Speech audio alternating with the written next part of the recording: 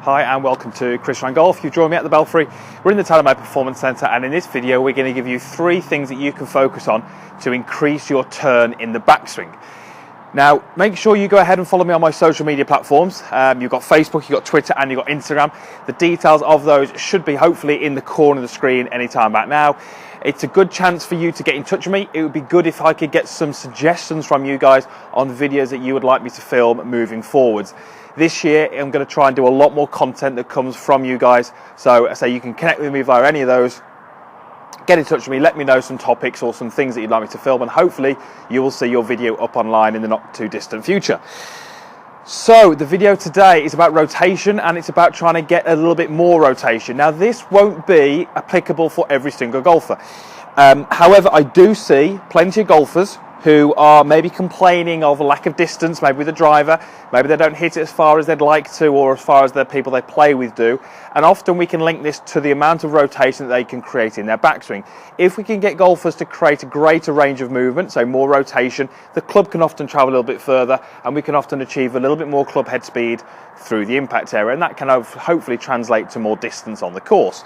So as I say, 3 things that we're going to do, and hopefully these are going to help you achieve a little bit more distance. So number 1 is a setup thing, okay? So it's quite a static thing, quite easy to get this correct because it doesn't require any speed or any motion. So I'm just going to take my starting position with my 7-iron here, and what we're going to get you to do is just make sure that your trail foot, so in this case it's my right foot, is flared out by a decent amount, okay? We do not want to get this trail foot very, very square onto your, or 90 degrees to your target line.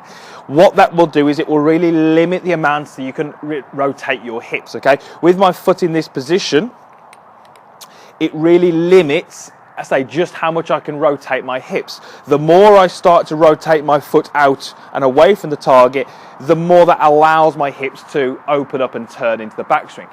Those golfers who maybe don't feel as if they rotate enough during the backswing will often find that it's because they have a limited rotation in the hips, and this can often be linked back to 2 things: either how we position the feet or simply just concept. A lot of golfers out there are simply just trying to reduce the amount of rotation. What we want to try and do is get both feet slightly flared out, but as I say, we're focusing more on this right foot, and what that will do is it allow you to open the hips a little bit more, create a little bit more rotation in there, and that's going to hopefully help you achieve more turn in the upper body. So that's the first point. It's about the right foot, and make sure it's flared out a little bit more than maybe you would be doing normally. The second point is, again, a setup one, and it's at the setup, I want you to feel as if your head is rotated away from the target and feel like you're looking at the golf ball through your left eye. So why is this really important? Well, where the head is positioned is really going to either allow or restrict rotation in the shoulders. So if I were to take my starting position here, and if I were to turn my head the opposite way and feel like I'm looking at the golf ball at my right eye, if I keep my head in that position, I can't really turn a huge amount more than this. Okay, I don't feel like I can move a lot more. So the opposite would also apply. If I take my setup and I move my head to the left and feel like I'm looking at the ball at my left eye, that allows me a greater range of motion in the shoulders. So we've got the right foot flared out, which is allowing the hips to turn, and we've got the head rotated slightly to the right, which allows more turn in the shoulders. The golfers who maybe this is going to help are the golfers who are desperately trying to keep the head static. You know, they're trying to take a starting position and they're trying to keep that head really, really still. Those golfers who keep that head really still will find very often they are underturned in the shoulders. If we look at the best golfers, the guys out there and the girls out there who are hitting the ball the furthest, at the top of their golf swing, they will have a decent amount of head rotation. Okay, this often happens during the backswing. What we're trying to do in this little exercise, we're just trying to preset that rotation so you don't have to worry about it. So there's our first 2 things. We've got right foot slightly flared out. We've got head turned slightly to the right, so you feel like you're looking at the ball out of your left eye.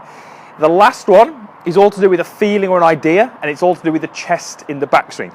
As I set up, my chest is going to be pointing more down towards the ground because I'm in this sort of flexed forwards position. I want you to make sure that you feel as if your chest is pointing out to the right horizontally to the ground. Okay, what do I mean by that? Well, what I don't want you to do is keep the chest pointing down at the ground. Okay, you can see here my chest is still pointing down. What that will do is it will cause a very unpure turn. Okay, we're going to get a lot of head movement, we're going to get a lot of the upper body shifting off to the right. We're not really going to turn our body as good as we can.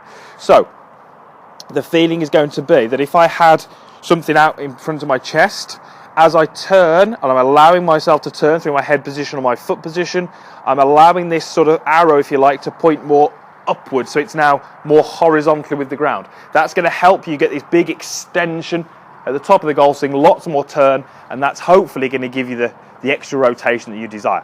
Lots of golfers have this sort of concept of turn or rotate, and what it will do is it will cause them to sort of turn very much over this right foot.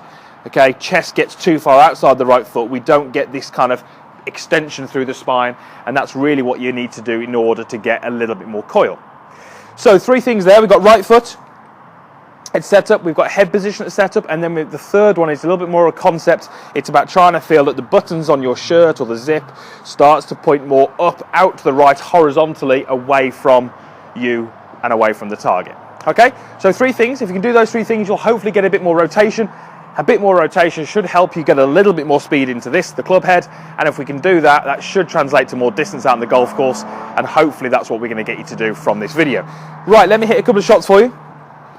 I've just got a mid-iron here, just a 7-iron, so just go ahead and hit a couple. Got my target out there, which is the 200 marker. Won't be able to reach that, but just the line I'm after. So, right foot slightly flared out, head is turned slightly to the right, and I'm going to make sure my chest points a little bit more up rather than down.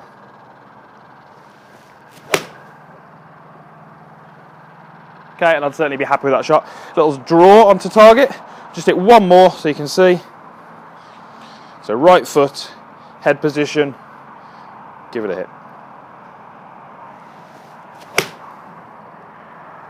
And I'll be pretty happy with those 2. Okay, so if you remember those 3 things, you will hopefully get a better backswing, a better rotation, a bit more rotation, and that can often translate to more distance.